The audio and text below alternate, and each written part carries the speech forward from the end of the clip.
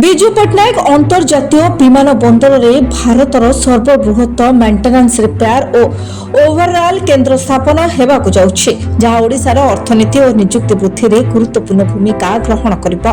राज्य कैबिनेट यह प्रस्ताव को अनुमोदन करिछि एवं देशर पुरातन तथा सर्वबृहत एमआरओ सेवा प्रदानकारी एयरवर्क्स इंडिया प्राइवेट लिमिटेड को यह प्रकल्पर निवेशक भाव नियुक्ति कराइछि।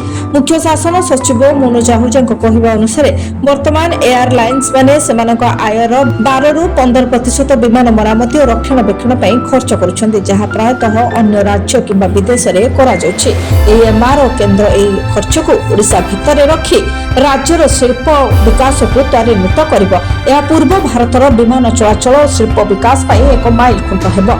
तबे এই প্রকল্প বিমান যোজনার অংশ ହେବ এবং শিল্প নীতি রেজুলেশন 2022 অধীନରେ নিবেশকଙ୍କୁ আকৃষ্ট କରିବା ପାଇଁ ସ୍ୱତନ୍ତ୍ର ପ୍ରୋତ୍ସାହନ ପ୍ରଦାନ କରାଯିବ।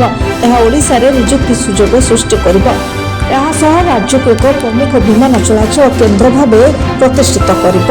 विमान बंदर निर्देशकों मତରେ ଏହି କେନ୍ଦ୍ର ଚାଲୁ ହେଲେ ଦେଶୀ ଓ ବିଦେଶୀ ବିମାନ ସେବା ଓଡ଼ିଶା ମାଧ୍ୟମରେ ପରିଚାଳିତ ହେବ ଯାହା ରାଜ୍ୟରେ ବିମାନ ଚଳାଚଳ ସମ୍ବନ୍ଧୀୟ ଶିଳ୍ପର ଚାହିଦା ବୃଦ୍ଧି କରିବ।